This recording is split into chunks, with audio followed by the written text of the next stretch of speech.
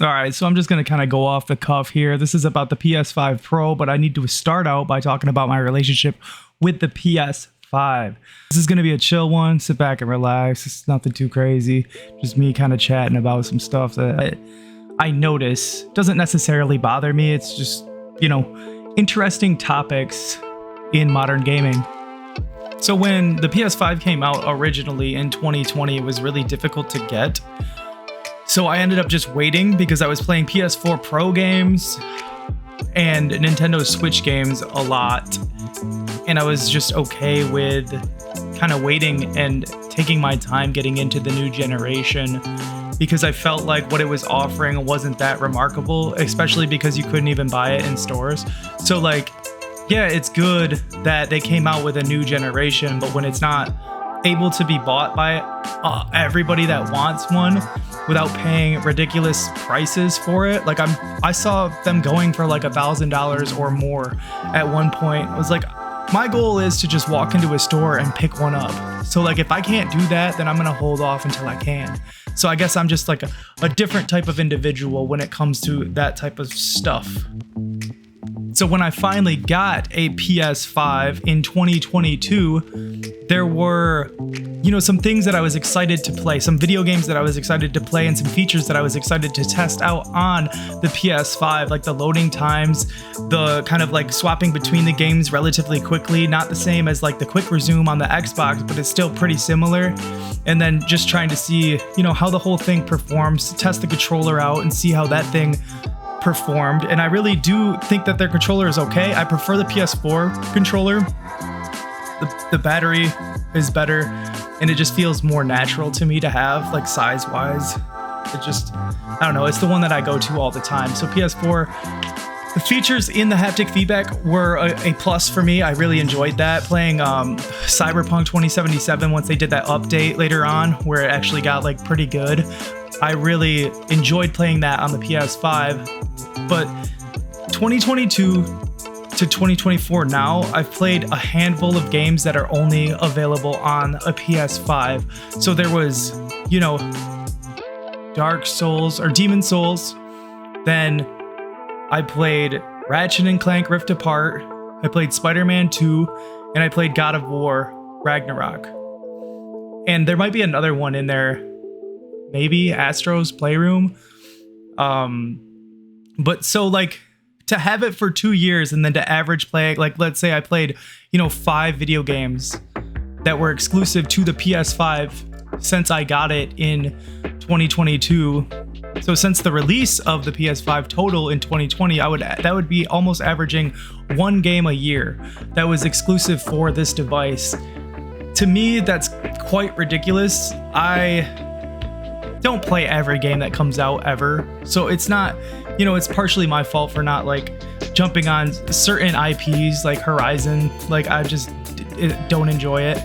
But then to provide all of the games that came out, something like Miles Morales, right? That came out to launch with the PS5, but it was also available on the PS4, and that was a trend that has been happening for the last almost 5 years. It's, a little over halfway into, it's almost, it's September, so 9 months. It is 9 months into 2024, and you're still getting games that are released on both consoles.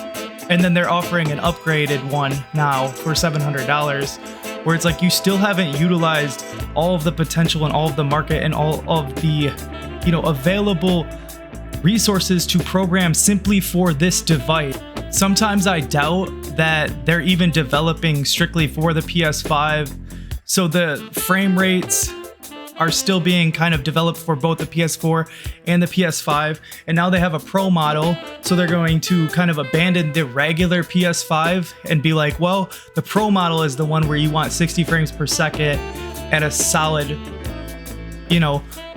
visual resolution and frame rate, which the PS5 is solid. There's just some issues with certain games not being up to par, but obviously you compare them to a PC. So it's yeah, of course it's not, because it's not $1,000+ PC or $1,000+ graphics card in that PC. It's just a mini PC that is limited in the capabilities of it now. So like I can't do anything I want with this PS5. It's limited to their storefront and to their whole ecosystem. And that's what I'm starting to realize over time, is that this console is super restricted.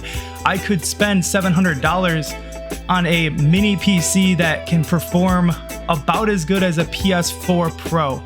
So it's like, well, do I want to spend that money on something that can play video games all the way up until the last generation? Or do I want to buy something that can play the modern generation? With, like, it just ends up feeling a little weird when you start to contrast and compare, where it's like, where could my money go to get me a better off experience? But a lot of people like to, just plug and play. So like in that aspect, then yeah, you can plug in a PS5 Pro and play it. I know it's not out yet, but I'm just saying, like, it will have that ease of use. And I think if they tag it along with the Grand Theft Auto release, then they're gonna sell a ton, because it'll be, the best way to play this game will be with this. So, and historically, Grand Theft Auto has been, pretty much a PS exclusive. So it's just something to think about, and it's something that I find interesting, this topic in general of getting a revision when I don't necessarily feel that the PS5 has really gotten its time to shine. Something else that I want to talk about is buzzwords. So these things pop up, and it's like, so specifically I have it pulled up here from their website, and it's, features for the PS5 Pro that are included are the GPU upgrade, advanced ray tracing, and PlayStation spectral super resolution to take players to new heights. It's like, dude, I don't doubt that those things are there, but ray tracing was what they were claiming would be in the original PlayStation, along with 8K, the original PS5, sorry. So it's like, okay, now we have advanced ray tracing and the spectral super resolution to take it up to 8K using AI upscaling. And it's like, yeah, okay, you guys are like kind of, admitting passively that you kind of failed with the original PlayStation 5, and that now AI will help you super resolution, make it super so it can actually work with 8K, which nobody really owns anyways. The technology is ridiculous. So I just see buzzwords over and over again, man. Upgraded GPU, which that's a technological thing. It's not just a Sony thing. So I'm not just trying to dog on Sony. I'm just saying that when I notice something pops up here, and it's like, okay, so these frame rates, 50, smoother fidelity, higher fidelities, smoother frame rates at 60 frames per second. That stuff should have been developed on the PlayStation 5 originally. There shouldn't be 30 frames per second. Like, me as a consumer, I'm expecting when you come out with a new generation that you're going to develop, and I'm going to bring in Nintendo to this. It's like, you're going to develop that with that hardware in mind, but you're going to try to get the games to look the best while performing the best. And I know Nintendo's put out some first-party games, specifically, what was that? The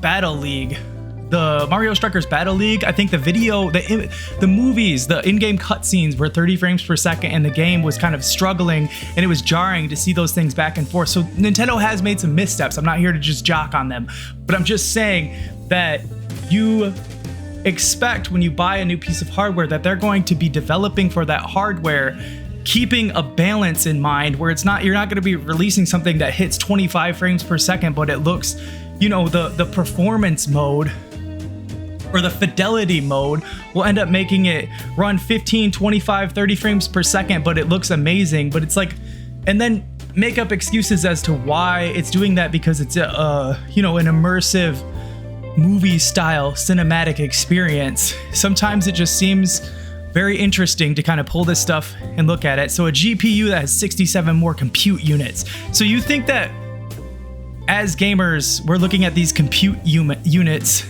advanced ray tracing, AI driven upscales. It's like, yeah, this thing is an elite thing. This thing is not for just Joe Schmo. But here's the thing, I feel like it's probably going to be like, they're going to see these plug words, these buzzwords, and they're going to say, well, the new Grand Theft Auto is coming out. why wouldn't I just get it on the more expensive thing? Why wouldn't I just get it on the best thing to say that, you know, to have that best experience? So they're probably going to sell a lot of these, but I feel like it's not the greatest look to sell something for $700 and not include a stand with it and not include a disk drive version of it. It seems as though there's like this scam to reduce the amount of physical media that is being sold, because you're kind of partitioning it out and saying that, well, look, nobody's buying physical media. Well, it's not exactly easy anymore. It's not exactly easy to get those numbers increased, because things like this, you're going to release something and not even put a disk drive in it and make people pay extra for it, which at least the option's there. So at least there is the option to purchase this and get a disk drive, so they're not completely abandoning it. But when you charge $700 for something and then go, well, you could pay an extra $80 for that, so go ahead and do that, and then use that as an example of why physical media isn't selling well. It just seems like some kind of like kindergarten mentality where it's like poke, and then when somebody comes and they're like, well, and then you're just like, well, I don't know why he's mad. Like, I don't know. Well, think about it. So just to wrap it up, the PS5 Pro is not something I would be interested in. I totally understand that if somebody was going in and being like, hey, they're going to release a new Grand Theft Auto soon, I want the best way to play this game. And if it's going to be releasing on the PlayStation, it's like, okay, well, when I was a kid, I played this and now I want to get it on the newest hotness. And it's like, yeah, go ahead and do that. Like, I'm not trying to tell people how to spend their money. I'm just simply saying, like, for me personally, when I start doing the math and start really kind of thinking about it and breaking it down, it's like, there's no way, man. Like, there is no way, because I would want the disc drive. I don't even use the stand on my original PlayStation, so the PlayStation 5, I keep saying the original PlayStation, but the original PS5, I don't use the stand on simply because it's kind of a pain, and it just like rests right here on the desk, and it's like leaning against the wall too, so it's not gonna go anywhere. But like, the fact that you just like skimp out on that, and you're like, nah, that's like a premium thing. So like, you're piecing it off. And so somebody had made a point also about the PS5 and how scalpers kind of like screwed people over because they were selling it for so much, and then Sony realized that they could just charge you for so much, and then now they're trying to like offset the cost of blowing all that money on Concord and then just kind of like passing it off to the consumer or whatever. And I don't necessarily agree or disagree. I don't really have an opinion on that. I thought it was an interesting argument. I think that we should, look at things and then make our own assessments and our own, original thoughts on certain topics. So I just thought that I would throw that out there because there are people that are saying that. I think it's interesting, but overall, I'm not like subscribing to that belief. It's just like, maybe. I mean, companies are greedy. Companies want to do things to make money because that's, the nature of doing business. It's not to have your best interest in, their interests. Yeah. So anyway, this is kind of a rant. I'm not trying to be super negative, not trying to be like, anybody who does this, they're blah, blah, blah, like anything like that. It's just, for me personally, no thanks. I'll catch you on the next one. Sony, like I'll catch you on the next one. I got the PS5. I've played probably 5 exclusive games on there in the total of the almost 5 years that the system's been out. I think that they can do better. I think that they could have done better with the PS5 hardware, making things more artistic, making things more consistent with their frame rates. Shoot for that 60, 1080p, 1440p, shoot for those instead of trying to push it, down to 30 frames per second, but up to 4K. Like, if you can't get it on that hardware, you guys need to be designing things more artistically and more able to hit the standards in this software era. Like, it shouldn't be 30 frames per second. Oh, well, if you're lucky, and now if you get the boosted one, you get 4K 60 frames per second. It's like, I don't think anybody would be pissed if the PS5 didn't hit 4K, but it was consistently 60 frames per second on everything that they put out. I don't think, I'm sure there are people who would, but I think overall you would have a more happy fan base as opposed to, you know, the inverse, where it's like they're pressing the resolution as much as they can, but then you have 30 frames per second if you're lucky. It just seems kind of ridiculous, but you know, I'm just some guy with a microphone.